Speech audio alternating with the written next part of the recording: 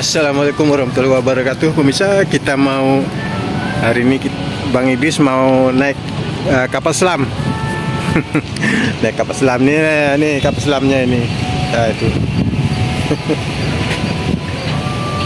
Kapal selam TNI yang udah dipensiunkan. Nanti kita masuk. Kita lihat ada apa di dalamnya. Allah. Tadi dari mall makan apa tadi, rujak mie. Lagi kita naik di itu loh, itu tuh, kapal selam udah pensiun. Karcisnya di bawah angin. Nanti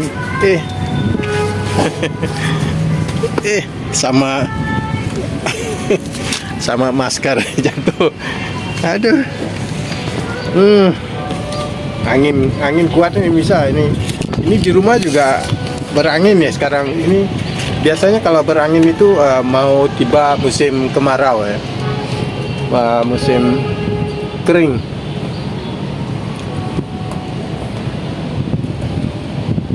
Oke, nah tinggal Pak Idris tunjukin tampilan depan ya videonya. Nah, oke. Ini kapal selam yang dulu dipakai oleh TNI ya, Angkatan Laut, Pasopati.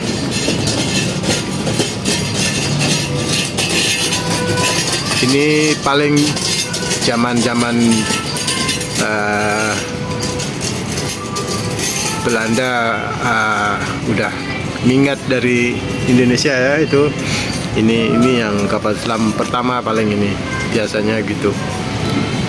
Seperti di Malaysia juga ada, di Melaka ya, di Melaka ya ada kapal selam ya, dipajang, dibuat museum, kita bisa masuk ke dalamnya ya, seperti itu. Di sini juga ada ya. Ini di posisinya di Surabaya ya, bisa ini museum kapal selam ya, ini di Surabaya. Sekarang kita istirahat dulu di bawah ya. Ini masih panas terik soalnya ini pukul 1 lebih. Ini semasa dipajang di sini ada timbul karat-karat itu, makanya ada kesan tambalan gitu loh. Bisa jadi begitu ya. Tapi kok Abang Idris lihat kok di bodinya kapal selam ini kok ada kayak lubang gitu ya. Apakah dari mula begitu? Mungkin karena zaman dulu ya, itu memang tipe-nya begitu. Mungkin yang tiup di bagian dalam yang nggak akan bisa dimasukin air. Bisa jadi itu yang di bodi yang ada lubang-lubang gitu ya, itu untuk apa ya itu? Bingung Mbak Idris kok kapal selamnya kok ada lubang-lubang kayak gitu ya.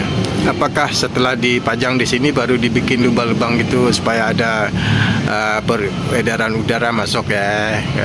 Tapi ya nggak tahu lah, Mbak Idris nggak ngerti kalau soal kapal selam ini. Itu lihat di atasnya itu ada apa ya, ada piring, itu kayak piring apa ya, itu kecil ya piringnya zaman dulu. Tapi kalau kapal modern udah nggak ada, kayak cerobong itu udah nggak ada. Ini kebanyakan cerobong. Dan ya ini lihat yang kapal zaman dulu ini tahunnya ini bisa tahun 50-an ini bisa jadi ya pemirsa. Mungkin ini kapal selam tahun 50-an atau oke, nanti kita akan masuk dari situ ya. Kita masuk dari situ, kita akan jalan di dalamnya sepanjang itu. Nah, di situ tangga, itu tempat keluarnya. Nah, pemirsa, kita pertama sebelum kita masuk ke dalamnya, kita baca ini dulu ya.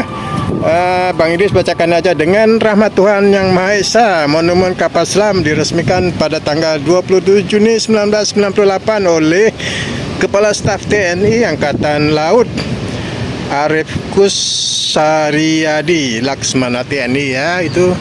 Oke, kita di sini juga ada. Ini data-datanya kapal selam ini ya, data-data KRI Pasopati 410. Ini pembuatan tahun 1952. Dinas TNI Angkatan Laut ya tahun 1962. Kita lihat adakah tahun terakhirnya ada di sini, nanti kita bacakan pelan-pelan. Oh, enggak ada ya. Dinas TNI tahun 15 Desember 1962. Itu semasa dia berdinas di TNI ya. Oke, kita naik atas. Naik tangga misalnya. Ini depannya. Oke, ini dari samping belakang ini tambalannya dari fiber ya, fiberglass ini fiberglass semua ya, ini bukan besi ya. Nah, di bagian dalam ya mungkin besi, tapi yang di bagian luar ini dilapisin oleh fiberglass supaya nggak bisa dideteksi oleh sonar atau apa ya. Ini, nah semua dari fiberglass. Nah,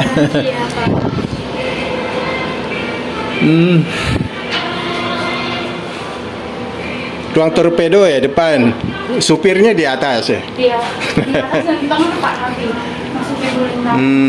Oh, ini tempat tidurnya sini ya.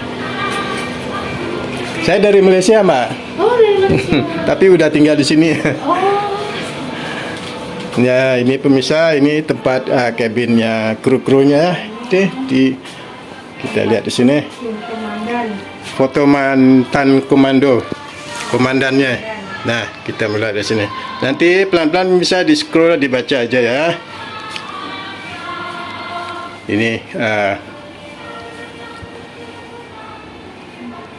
14 orang ya mantan komandannya kapal selam ini. Ini ruangannya komandan. Terus kita perasaan sini ya, Den? Hah? Oh iya, ini perasaan Nah, ini. kepala. Ini sebesar ini aja ya, ruangan ini ruangan komandan ya. Kita bacakan. Bang Idris nggak pakai kacamata soalnya Kapten Laut. Oh, ini Kapten ya, ruangan Kapten ya, kamarnya Kapten. Kalau di sini ini kru-krunya ini. Nah, kasihannya kalau di kapal selam ya di dalam laut sampai sebulan ya, sini segini sebulan tidurnya. Ya, yang atas nih kasihan. Kok kena besinya tidur. Yang bawah ya lumayan enak. Ya, ini ruangan kapten. Itu.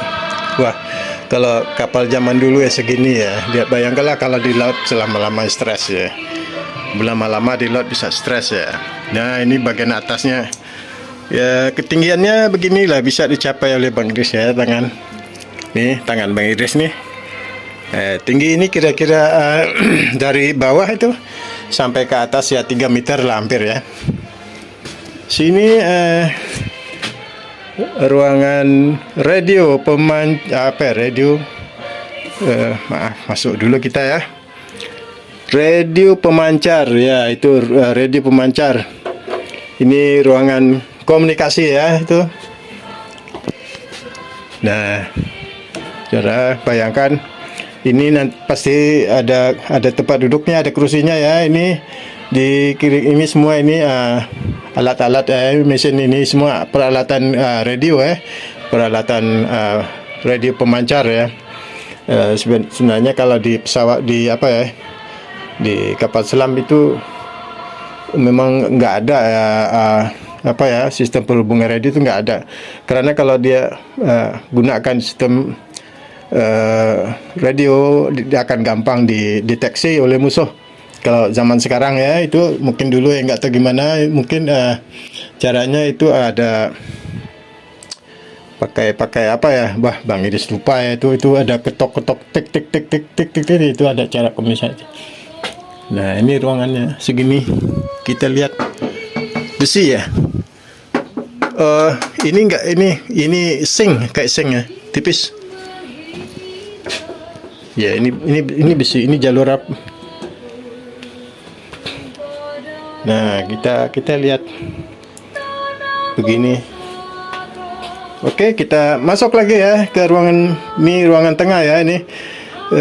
Ini sebenarnya fungsinya bukan apa, bisa kalau ruangan sana contohnya kayak ada masuk air ya, contohnya ya, ada kebakaran atau masuk air, ini bisa ditutup, pintu ini tutup, jadi ruangan ini aman, nggak masuk air, nggak api nggak lewat, itu loh maksudnya. Jadi hanya untuk bertahan sementara ya itu. Oke, kita masuk lagi, ini masuknya harus merunduk.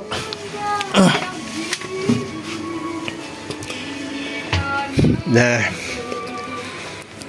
di sini ada ya, ini ruangan kru juga, ini tempat memantau tekanan ya, ada meter tekanan segala ini.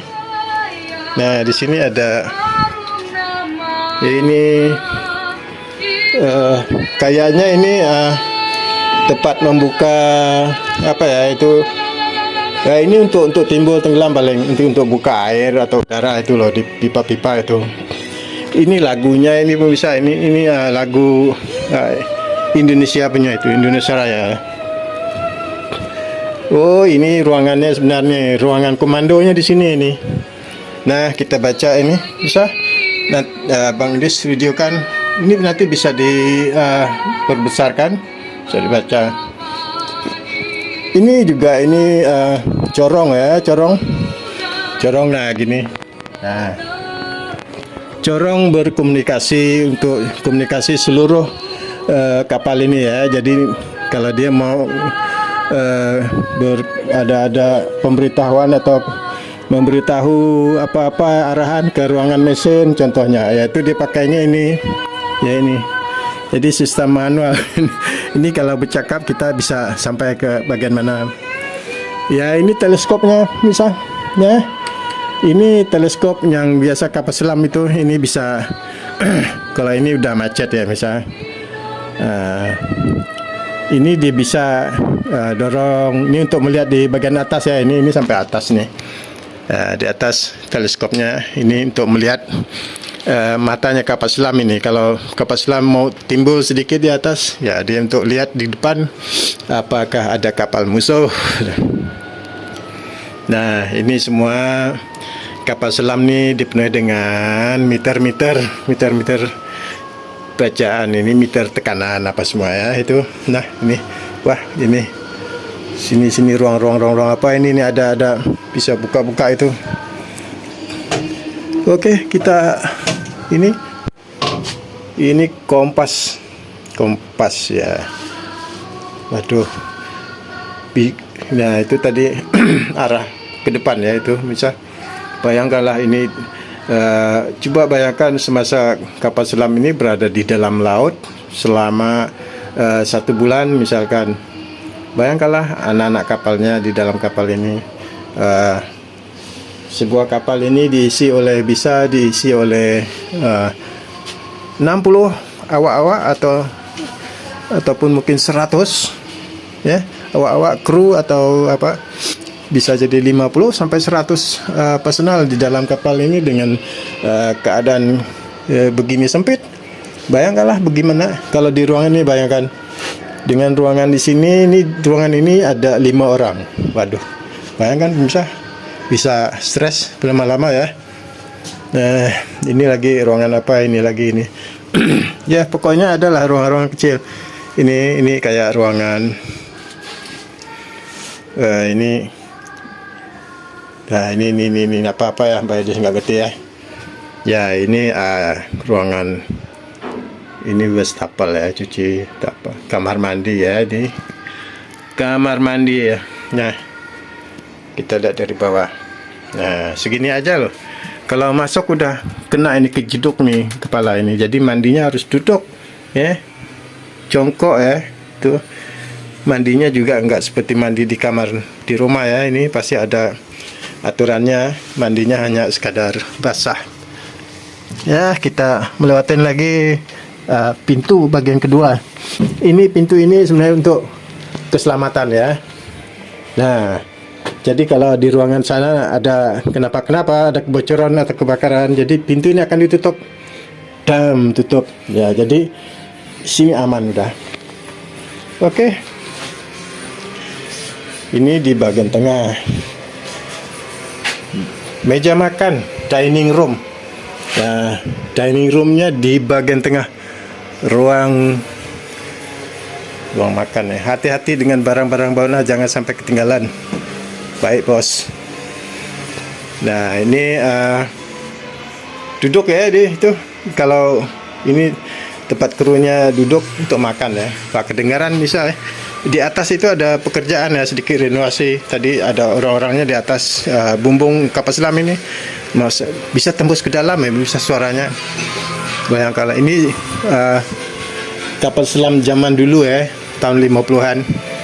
Ya, suaranya bisa kedengaran ya. Jadi kalau pas kapal ini nyelam di laut juga, kalau ada kapal laut lewat di atasnya juga bisa kedengaran mesinnya ya. Pasti ya dia ketakutan kalau itu. Kapal selam kan takut kalau ada kapal lewat di atas.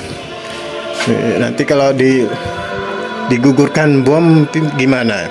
Pasti takut lah. Ya, kalau kapal kan ada tekanannya. Kalau ada bom gugur di sampingnya, kapal selam bisa pecah ya, bisa.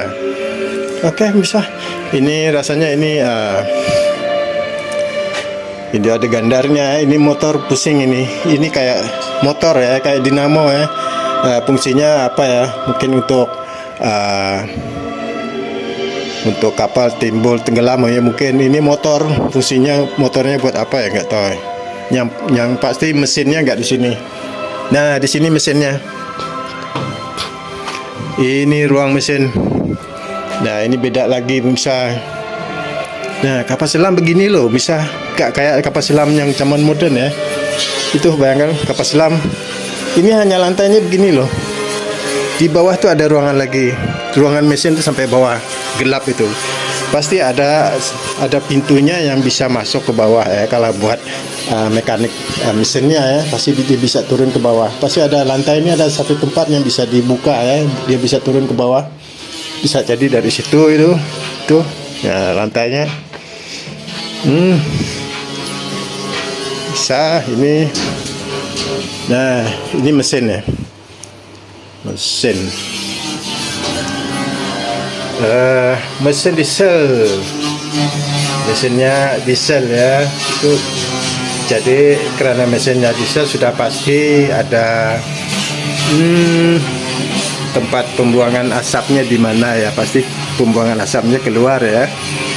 Begini caranya. Jadi kapal selam ini rawan ada bau asap ya kalau di bagian dalamnya.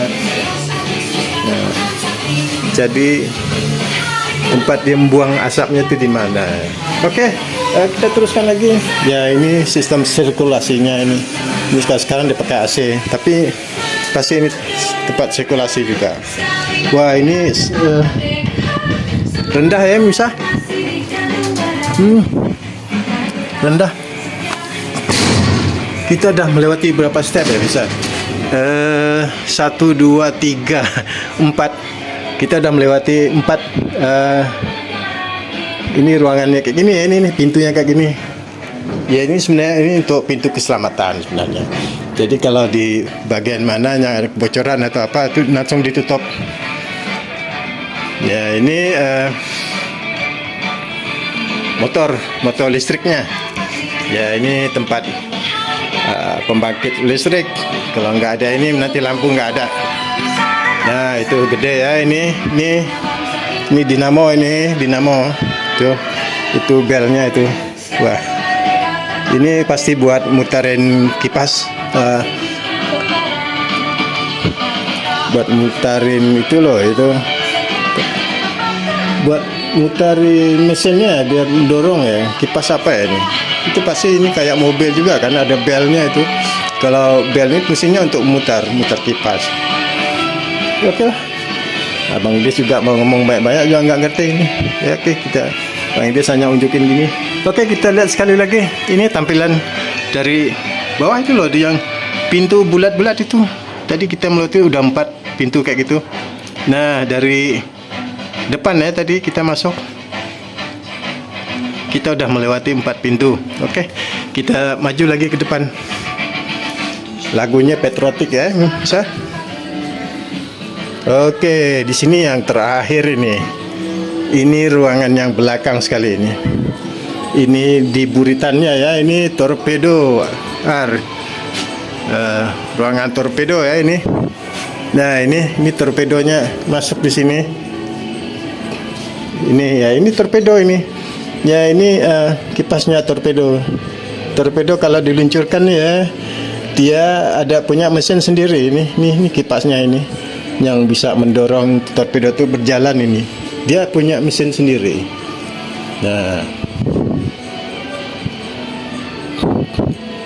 Nah, bayangkanlah bisa ini saat kapal selam tahun bikinan tahun 1952. Ya, Abang Idris coba ketok ya, ini apa? Oh, ini kayak besi ya dari bagian dalam. Tapi kayak ada campuran apa ya? Ini bukan besi utuh ya, ini kayak campuran resin atau apa ini.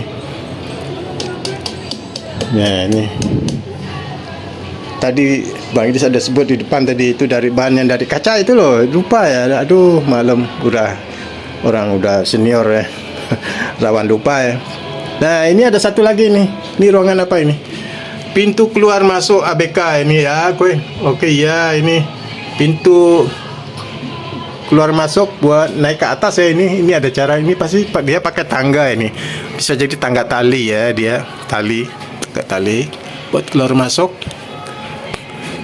Ya, jadi mereka keluar naik ke atasnya dari sini. Nanti akan naik ke atas itu. Nanti kita bisa lihat dari luar tuh tempat tadi. Seperti video mula-mula kan Pak Idris ada tunjukkan itu yang di atas itu kayak ada antena-antena itulah. Ya, bisa pergi ke situ dari sini ini sebenarnya. Nah, oke, bisa. Aduh, capek Pak dia ngomong. Ini apa ya ini? Oh, ada rantai segala ya ini. Ini buat mutar apa ya? Oke, bisa itu aja. Capek. Intinya ini kapal selam nyata dibikin tahun 1952 ya. Kita turun. Aduh. Nah, ini kita lihat kemudi. Ada pekerjaan ya, bau kayak cat. Nambal-nambal ya misalnya. Itu kemudinya itu kipasnya. Jadi ada dua kipas yang menggerakkan kapal selam ini. Kipasnya ada dua ya, itu kiri kanan. Itu ada kemudi belakang itu buat belok kiri kanan. Yang ini kemudinya buat turun naik ya ini. Kemudi buat timbul atau ini buat turun naik ya pokoknya. Oh ya, ada bau fiberglass ya. Bang Idris lupa ya. Sebenarnya bahan utamanya dari fiberglassnya itu yang direnovasi ya. Itu ditambal-tambal itu dengan fiberglass itu. Dari bahan resin dari kaca. Jadi kalau dari serabut kaca nih dia nggak akan pokoknya nggak akan rebut lah ya, kira-kira gitu. Oke. Ya lumayan panjang ya, bisa ini 100 meter ya kira-kira. Oke lah pemirsa, itu Bang Idris udah lama ngoceh. Oke, sampai di sini aja videonya Bang Idris ya. Mohon di like, di komen, dan di share video Bang Idris, dan ditonton lagi videonya seterusnya. Oke, Bang Idris ucapkan selamat ketemu lagi, dan semoga sehat semuanya, dan semoga sukses semuanya ya. Bang Idris sudah tenggorokannya udah perih nih ngomong terus. Oke, Bang Idris sudah mau cabut, dah mau tutup kedai. Oke. Assalamualaikum warahmatullahi wabarakatuh. Mantap nih goyang-goyang.